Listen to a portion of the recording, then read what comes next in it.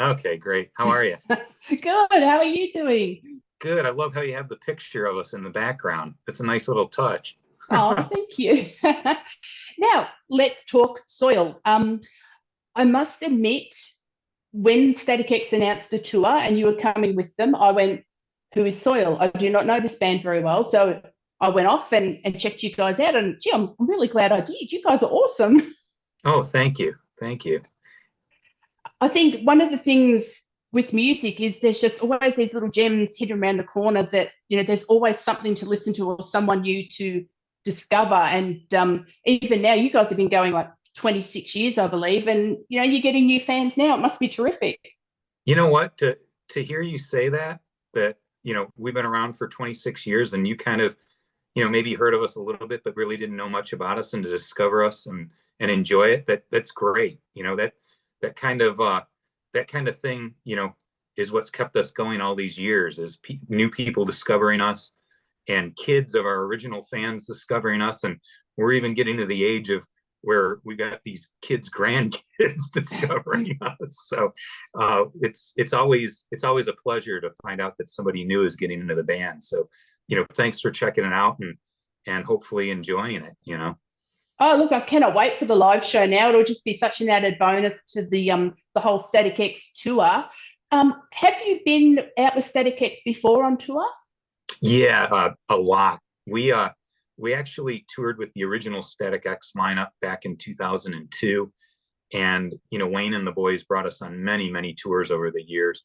And with this new incarnation of Static X, we actually did a UK and European tour in 2019 before the pandemic hit, and that was really cool to experience. Because our history with Static X goes back so far, and the way that they did it with getting the band back together and doing it as a tribute to Wayne, and the way that they did it where it wasn't just a vocalist, uh, you know, with their hair spiked up. There was, kind of a mystery to it with the Zero character and the person behind it. It's the ultimate tribute to Wayne, and it's the ultimate way that band could move forward and continue to make new material and play with doing it respectfully and still doing their own thing. So I just can't say enough good things about the way that they're doing it. And that stage show with the way they have all these lights and smoke canisters and all these props and stuff going on. It's bar none. It's like going to an evil disco show. It's something else.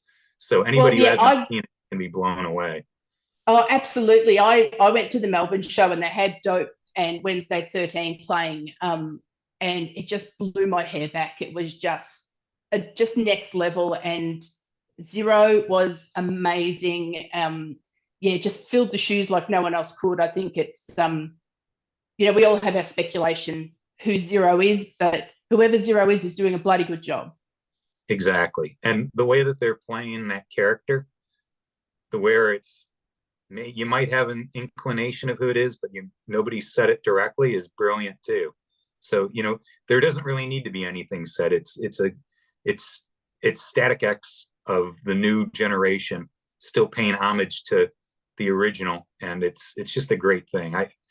As far as bands that have gotten back together or gone back out and done things with replacing a member that's passed away, I think hands down they've done it the best that I've ever seen, besides doing maybe a Ronnie James Dio hologram. But Absolutely. Now, we saw you in Australia, Soundwave 2014, and I think before that it was like 2009. Is that your only trips here to Australia? yeah, the first time we ever came, it was actually Dope and Soil in 2019. Then we got invited back to do Sonosphere 2014, which was absolutely amazing. Or 2009 with Dope and Soil, and Yep. 2014 with Sonosphere. So it's been 9 years since we've been there. So we're really excited about coming back. Um, are you just doing your Scars only tour here, or are we going to get a bit of a mix up? What we decided to do for this year and next year, since we've never done it before, and it's our most popular record, is we are going to play all songs off of Scars and just do that. We were thinking about, because we haven't been to Australia that many times, maybe doing a little mix up, but we're just going to stay true to what the formula for the next plans that we have for the next touring cycle is just to play all songs off the album Scars. So the fans have been wanting it for a while. We're going to be playing some songs that we haven't played in 20 years and some that we haven't even ever played live off that record. So it's going to be really fun, I think, for us and for the fans. And it's going to give us a way to, play some stuff that's never even been played live. And it's a record that kind of, still to this day holds, a special place in everybody's heart, including the fans. So. Oh, absolutely. And being a new convert, I've been listening to Scars a lot. I've also listened to Play It Forward, lots of covers. How did you go about picking the covers? Were they favourite songs of yours, or were they ones that you thought the band could play well? What was the process there? What we did is all four of us, we said, let's everybody write down a list of songs that you think would be awesome for SOiL to play and do covers of, whether they be songs that influenced us or songs that, we thought that we would put a pretty cool twist on. And what we did is we said, if there's a unanimous four, those songs will automatically go on. And then from there, we'll go majority rules. And if we run out of songs, then we'll just start arguing about it. So, quite a few songs, actually, all four of us just picked out of nowhere. For example, the Prong, Snap Your Fingers, Snap Your Neck was a unanimous one. And the Thunder Kiss 65 by White Zombie was a unanimous one. And then the others had like 3 votes. There were some with 2. And then there are a couple we put up our dukes on. But just kidding. There is nothing that we really argued about. But but it was really cool because each guy, got to bring in their suggestions, and everybody got a couple of songs that they really wanted on there. And they turned out really well. We were really surprised with how well they turned out and how well the fans and everybody reacted to it. It was a cool little bridge release till we put out the next full length this summer. Yeah, well, look, you certainly covered lots of bands. I mean, you had Foo Fighters on there, Neil Young, Halsey. You really was an eclectic sort of mix. I think it works really well. Oh, thank you so much. Yeah, we were really pleased with the way it came out. Yeah. Now, I will touch on, obviously, Oppressor back from 91 to 99, and now you've got is it a side project or your embryonic autopsy? You've gone back to that full-on heavy death metal. How are you loving that? It's really fun. How SOiL formed actually was me and our guitar player Adam and our original drummer were from a death metal band called Oppressor, and I sang and played bass in that band, and we just started jamming together to get back to our roots.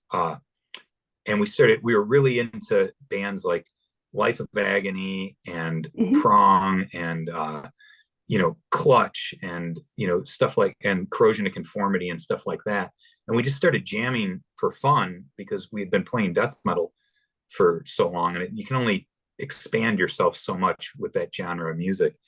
And SOiL started off on a side project, and it just kept elevating and getting bigger and bigger and bigger to where we had to leave Oppressor behind because SOiL was just getting so big, and it took over, and we got a record deal out of it, and just it kind of exploded from there. But I never stopped listening to death metal, and in SOiL I just played bass and did backing vocals. Naturally I'm not the front man, so I went from being the front man of a band to being the bass player and taking kind of a side seat with just doing some backing vocals here and there. So 2 decades later, here we are, and a buddy of mine, Scott Roberts, came to me and said, "Hey, I've got all these death metal songs that I've been recording. Would you like to sing on them?" And I was like, I don't know if I have the pipes for it anymore. He's like, well, let's try it. And we just messed around, and I learned that I, still had it in me, and we just did it. We were just going to throw it up on TuneCore for fun. But I was like, you know what? Let's send it off to a few people, and let's get some old friends to play on it. We had like Terrence from Suffocation and James Murphy from Death and Obituary and Testament and Doc Coyle from Bad Wolves, and God forbid, I'll put some solos and stuff on it. And all of a sudden we got a record deal from it from Massacre Records. a booking agent, Ashley Talent International, a merchandising deal, a publishing deal. It just started exploding out of nowhere. And, we got offered some Soulfly dates and some Cavalera dates and some tours. And I didn't really want it to get that out of control, but it just kind of happened. And I guess that's kind of the way things, happen. When you want something to happen really bad, it never does. When you're just doing it for fun and because your heart's into it, it kind of seems to translate. So it's still kind of a project that we're just having some fun with. I mean, SOiL's naturally the main focus. It has been for me for 26 years at this point. And, I still, it's the main focus of everything that I do band wise and everything, but I'm having a lot of fun being back to death metal. And all I do is sing for it. So all I have to do is carry around a microphone. It's the greatest thing on the face of the planet. It's some really heavy shit though. I had a listen and I was covering my eyes just reading the names of the songs. Yeah, it's definitely, and all the songs are kind of tongue in cheek and just in the nature of old school death metal, and it's underground. It's not for everybody. It's like I said, it's just getting back to the roots and having a little fun with it. So that's exactly what we're doing. And it's like, everybody I've played for it either loves it or they can't stand it. There's nothing in between. So it's kind of funny. Yeah, look, I've never been a huge death metal fan. I'm more of the, heavy metal genre, but obviously I wanted to check it out before I talk to you. And it's certainly, it's different, but there are a lot of fans out there. So hopefully they get behind it and have a listen. And is it something you think you would ever go out and do some live stuff with? Yeah, we already have done some live stuff. And in fact, tomorrow, we're announcing a full USA tour with this band called Pyrexia, who's also another death metal band. So we're going to be out doing some touring.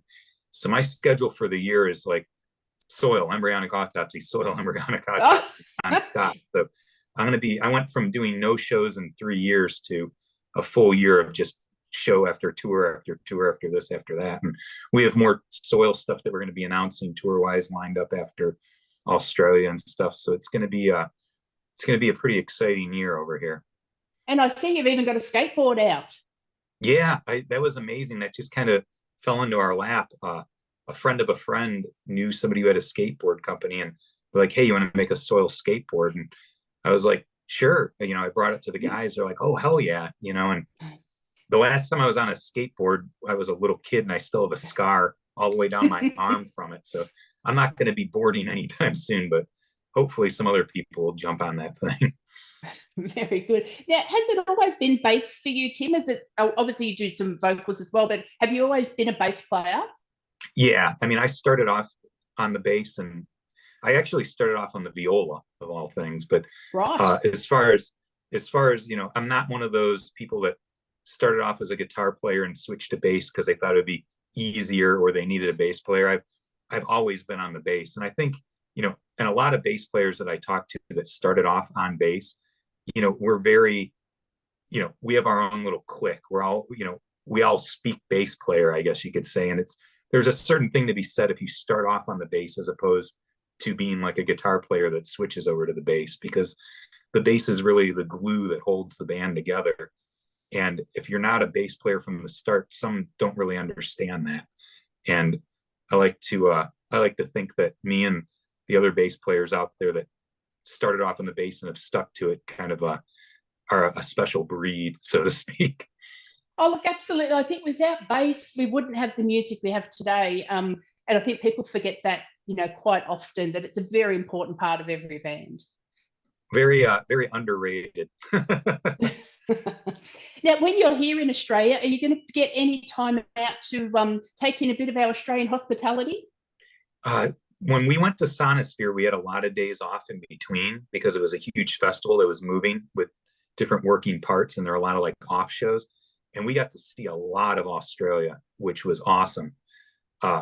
This time, however, it's a little close for comfort because we're doing 3 shows in a row.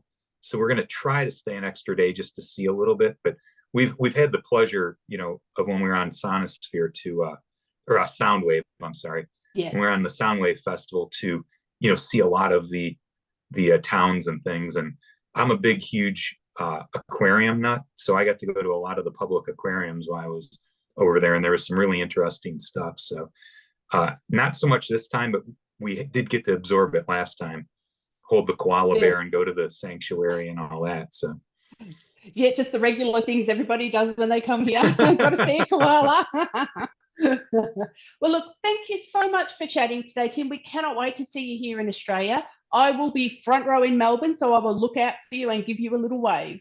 sounds great. I will give you a wave back. Thanks so much for your time, Tim. Take care and have a safe flight.